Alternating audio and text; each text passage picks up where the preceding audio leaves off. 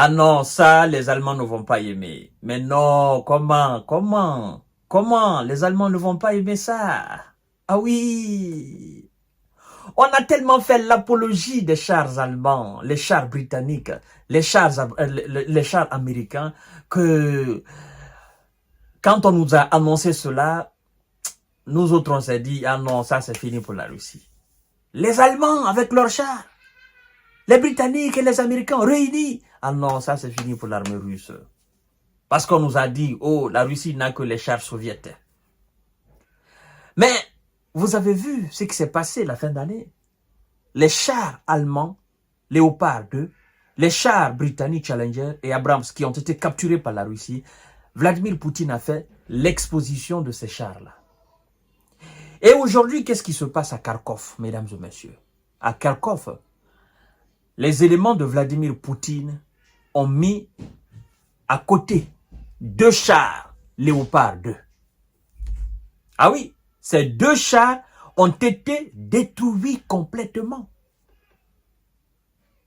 C'est pour dire aux Allemands, ben, vous auriez dû écouter le député de la Bundestag qui a dit clairement, je me souviens bien en 2022, mais à chaque fois nous avons essayé d'envoyer des merdeurs, des chars pour aller combattre la Russie, ça s'est soldé par un échec. Nos anciens ont fait, nos ancêtres ont fait, ils n'ont pas réussi. Et la Russie a fini toujours par rentrer à Berlin. Ce député a dit, ben, nous, aujourd'hui parlementaires de la Bundestag, nous sommes obligés de passer devant 2 chars russes pour venir à l'Assemblée allemande. Ça ne sert à rien d'envoyer des chars allemands là-bas. Ils n'ont pas compris.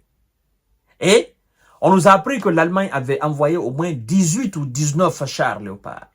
Mais il y en a qui ont été capturés, il y en a qui ont été détruits, et on vient encore de mettre main sur 2. Ces 2 sont hors de combat. Mesdames et messieurs, ils ont dit qu'ils veulent voir leur, non? Ils vont voir leur. L'armée russe détruit 2 chars Léopard dans la région de Kharkov.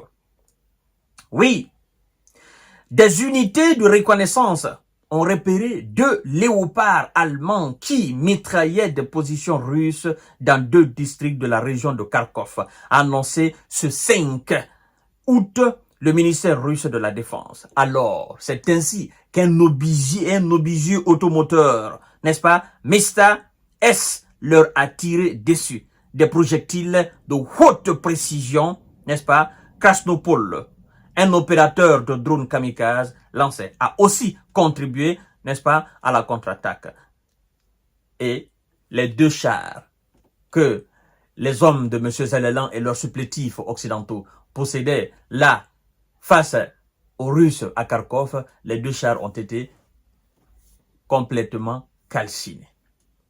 C'est pour dire encore une fois à tous ceux qui sont en train aujourd'hui de bomber le torche, en disant que les avions FCS vont changer quelque chose, le sort de ces avions est déjà scellé. Le sort est déjà scellé, d'autant plus que les Russes se sont préparés à toute éventualité. Vous voyez, ça n'a même pas créé de scandale en Russie. Ça n'a pas créé de problèmes réels en Russie.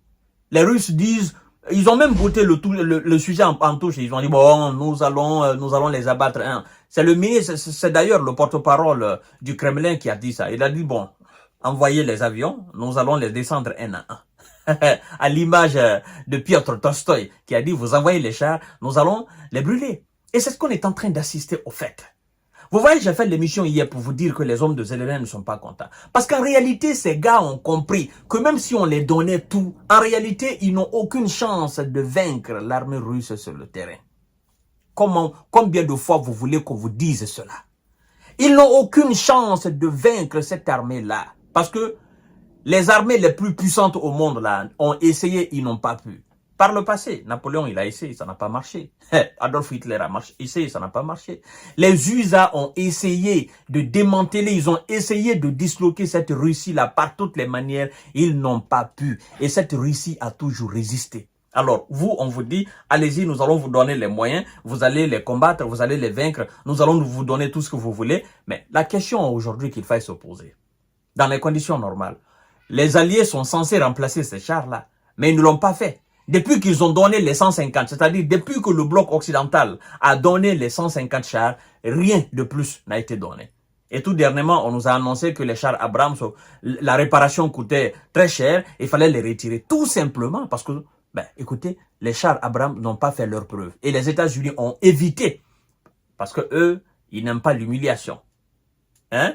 En retirant les chars et en trouvant un prétexte, soit disant, oh non, le coût de la réparation est très élevé, avec les Challengers britanniques, il faut les retirer du combat. Écoutez, c'était pour dire, nous, on pensait que nos chars pouvaient faire la différence.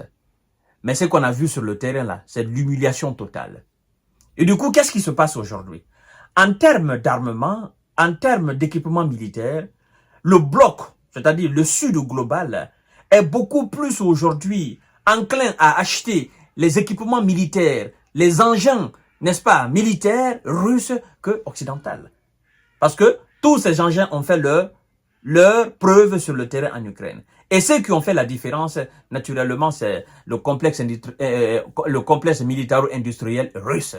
Les chars, les missiles, les antimissiles, les obusiers, les lance-missiles, les lance-roquettes russes, aujourd'hui sont convoités. Et donc, l'Occident perd doublement ou triplement même. Mesdames et messieurs, voilà ce qui s'est passé à Kharkov aujourd'hui. Bon, les hommes de Zelensky, ceux qui étaient au niveau de ces chars-là, ils ont pris la tangente. Et puis, voilà, la Russie continue son avancée. Il n'y a plus personne devant, en fait. À tout à l'heure pour notre série d'informations de décortiquage. Merci.